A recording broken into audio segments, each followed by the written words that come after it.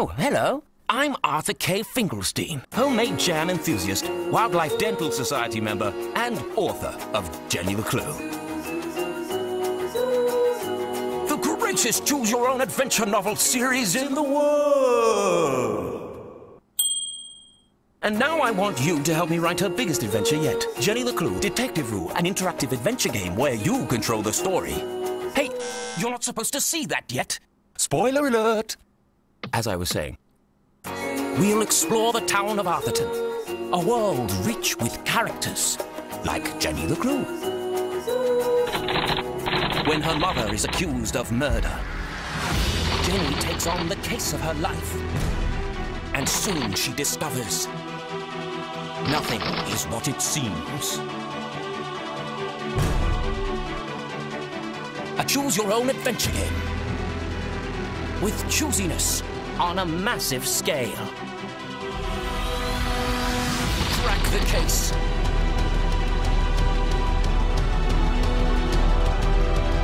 Save your family. Unearth Arthurton's dark secrets.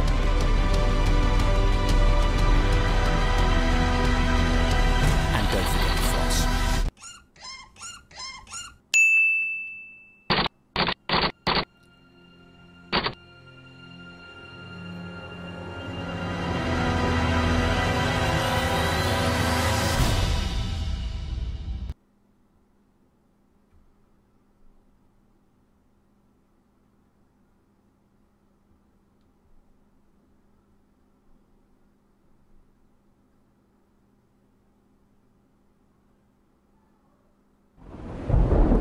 Alright everyone, it's YourGibs, and we're going to be playing Jenny LeClue. This is a playable teaser, and this is Jenny over here in the window. Hi Jenny!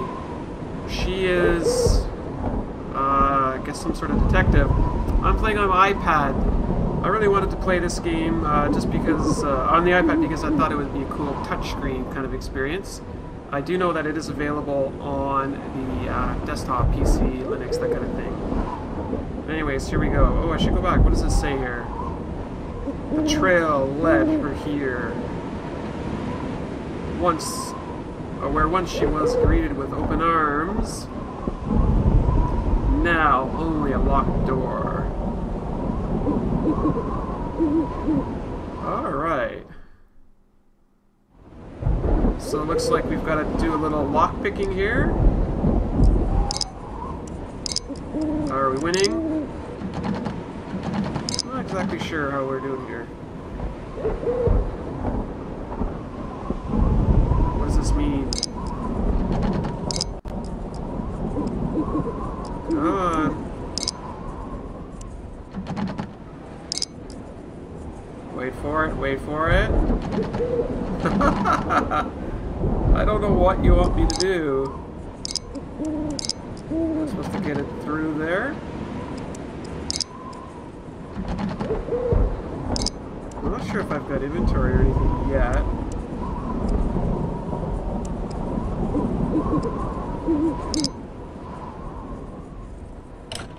Oh, we did something. Oh no. Move that up. No? Oh, right there.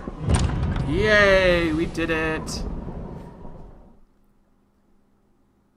The house reeked of mothballs and damp fur, just as she remembered.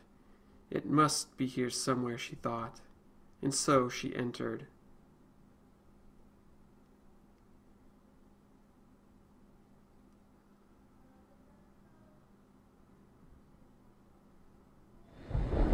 So what do we have here? I like how it's redacted. It says study, but redacted house. Okay.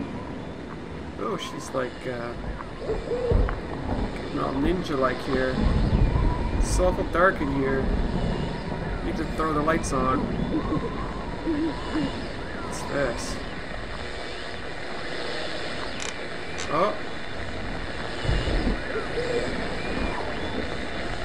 Flick the switch.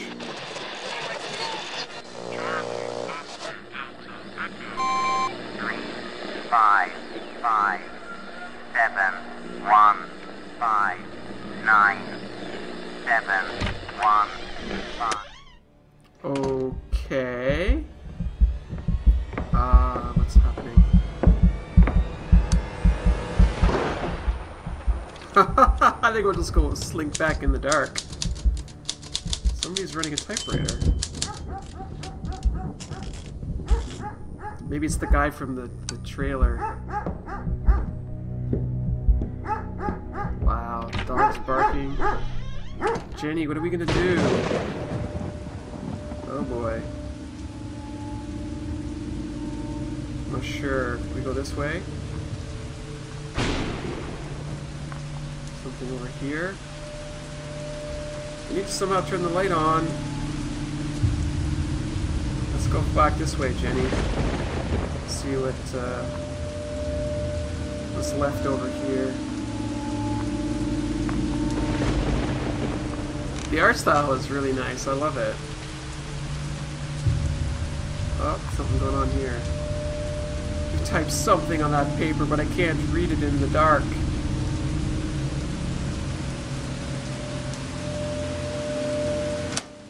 Ooh, let there be light. There's Jenny. Let's find out what was typed here. It smells of fresh ink and cigar smoke. Being careful not to disturb anything on the desk, Jenny read the note. Gloria, please do not read or move the books when cleaning my study. Thank you. S. Interesting. So we have to go and move all that, don't we? I don't recognize that person in these photos. I wonder who she is. I love the rain outside. It's nice. The storm raged outside. I think I'd be safer out there than in here. So from what I saw in the trailer, this is going to be voiced. This is just a playable teaser, so... Alright, let's go back this way to the bookshelf, now that we've got a little bit of light. Water is leaking through the window. There's a stain along the floor that runs to the bookcase. Aha!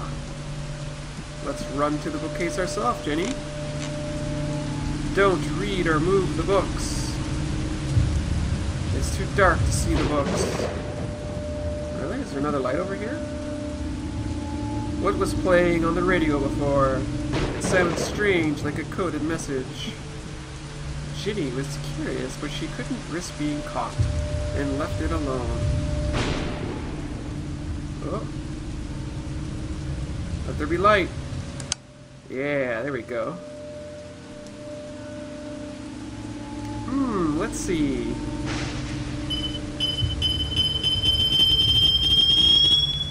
"16 flutes, 3 tumblers, half a bottle of scotch. All meticulously cleaned and arranged." Wait a second.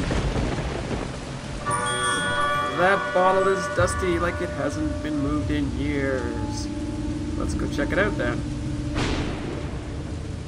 There's a piece of paper behind the bottle. A new clue! Yay, this makes me think of Blue's Clues for some reason. Yay for a new clue. Okay, where does that clue go? We have found 1 of 5 clues. So, go this way, Jenny. Whoa, what's this over here? There it was, just as it had been described to her. A silver flashlight with bronze trim. Boom! Flashlight! There was an inscription on the bottom. "To my handsome prince, always find your way home." This is it! I knew I'd find it here. It's risky, but now that I have the flashlight, I could find out why he's so protective of his books. Alright, let's go to his bookcase. So, let's see here.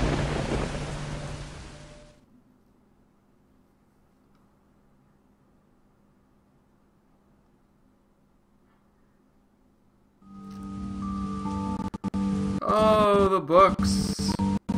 Hundreds and hundreds of books. There's nothing like losing yourself in a good book or three.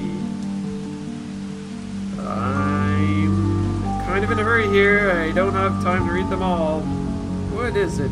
Mom always said, eliminate the noise, focus on the details, and the truth will reveal itself. Much better. Let's find out what he's hiding in these books. I think I'll start with that one. Let's start with this one then. The latest and grandest installation in the natural history. Okay. It's a ghost ship. When the merchant ship Sienna Pearl set sail on November, can't read it, all signs pointed to the uneventful journey. However, the ship never arrived at its destination and was presumed lost at sea. The ship was finally discovered years later by the lighthouse keeper on the Lake Island Point, shrouded in the eerie green mist. It was completely abandoned, yet still in seaworthy condition, with no evidence of foul play. Most remarkably, it was entirely invisible. What happened aboard the Sienna Pearl? Over a century later, it still fascinates. Oh, there's more clue bits. Thank you. Clue number 2. Blues Clues. Looks like I'm on the right track. These pieces are clearly torn from the same paper. How to find the rest? Or now to find the rest? Why did its crew and passengers, including Captain Herbert Crosby and his wife Lena, with their young child, simply vanish, leaving a ship full of cargo, including enough food and water for several months behind? How did it become invisible to the naked eye except by the light of the blue moon? Visit the Arthurton Museum and find out for yourself. I'll move around the bookcase to find more clues. I can always step back to see the whole bookcase. And I can use my trusty magnifying glass to get a closer look. Okay. The lamp down there. Safe. Tommy by the shore. High upon... I like how you've got these cool books here. It's nice. High upon the jagged cliffs where seabirds nest and cold winds howl, there is a boy. Every day he climbs to the peak and survives the endless sea. Today will be the day he comes home to me. Far below is a cottage by the shore. A mother sets the table for 3 and sings an old song. Oh, my darling, sail home to me and tell me what wonders you have seen. Oh my gosh, this goes on and on and on here. Holy cow, okay. As the sun sets and the sky turns red, Tommy starts his long descent home. He swings fearlessly from rock to rock. The sea smashes against the jagged coast below. Finally, his feet fall on the wet ground. Oh, you know what? I should probably turn this down now that I think about it. Oh, no, not mute. Sorry about that, I just realized I had that cranked up. Alright, if you guys want to read that, you know, put it there so you can kind of pause it and have a quick peek at that. I'll read the last page. He continues to call to the voice in the cave as he moves further into the darkness. The cave echoes with dripping water and the whipping wind. Deeper he wades through the brine, until he no longer hears the wind on the sea, until all the light has gone, until his calls of hello meet with silence, until way back on the shore the time begins to roll in. Oh, the tide begins to roll in. High upon the jagged cliffs where seabirds nest and cold winds howl, there is only the endless sea. Far below, in a cottage by the shore, mother sets the table for 2 and sings an old song. Oh, my darling, sail home to me and tell me what wonders you have seen. I would have liked this text to be a little bit bigger on the iPad. Alright, so that's book number 2. Hey, can we actually get in here? My lockpicking won't work on this, and there's no combination to crack. There's a mirror. Can we get at it? No. Hey, what's this? Can't get at that either. There's some pipes over here. Quite a collection. No wonder everything in here stinks. A skull for $13,000? An unusual and exceptionally rare addition to our catalog. This fossilized skull is over 1 million years old. The skull once hung in the bedchamber of the murderous Marty of Mertine on Hallows Eve. Okay. The skull was all that survived. Oh, on Hallows Eve he brutally killed his wife, her lover, and her handmaiden. Fire ravaged the Chateau Brunard on the early century there. Ceremonial mask, 64,666. Ooh, creepy dollar pricing there. A rather haunting mask with a two-faced spirit creature at the top. The coloring represents the ancestral realm and the enlightenment of communication with the dead. Legend tells of the mask being used in a gruesome sacrificial rituals.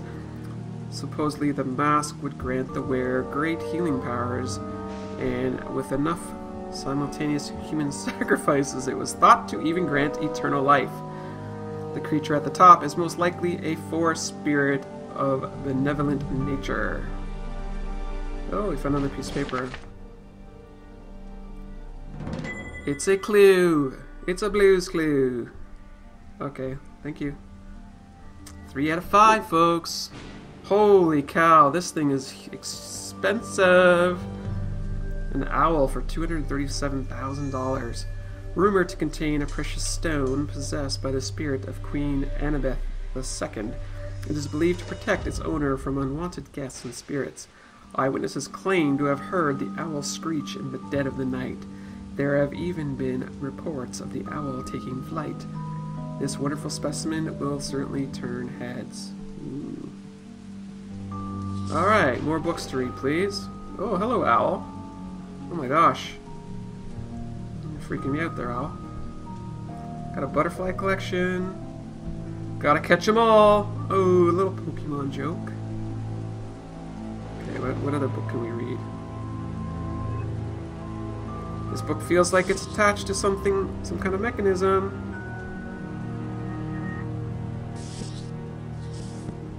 Okay. It smells of lemons, must have been recently cleaned. Here's another book. It's all redacted. Investigation of unusual redacted activity in Redacted. On June. Okay, I'm not sure how we'll be able to read this. It's all redacted.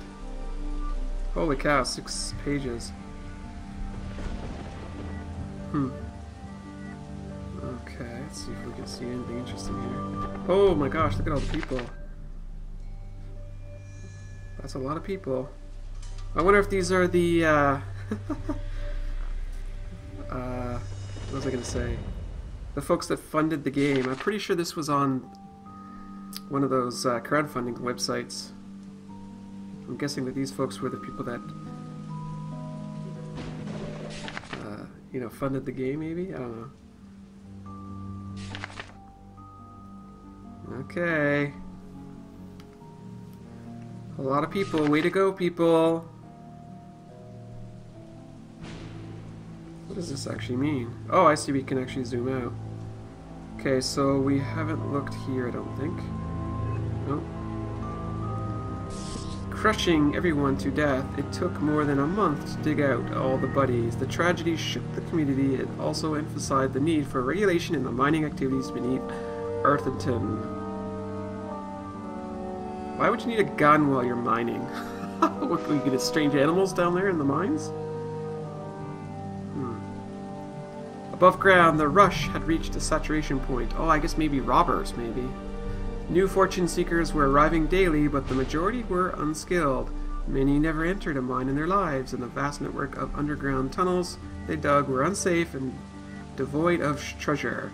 Arthurton was in danger of collapsing on itself. Someone needed to step in and steer it to safety. That someone was Nathaniel Glatz.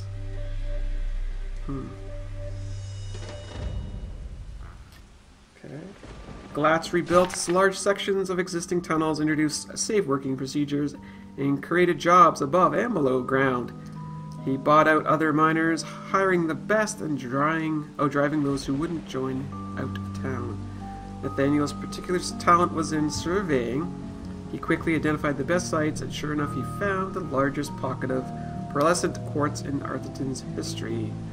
Pretty soon, Glatz Mining Corporation had processed and sold enough quartz to hire nearly every miner in the region. Without their coordinated efforts, Arthurton would not be the thriving hub of technology and industry that it is today. This brings us to the study of Arthurton settlers. Okay. Alright, we gotta find one more book. No, how many more clues do we need? There's a clock there. It looks like the hand hour is stuck at 6. Is that a clue? Don't know. So I don't think I've did this one.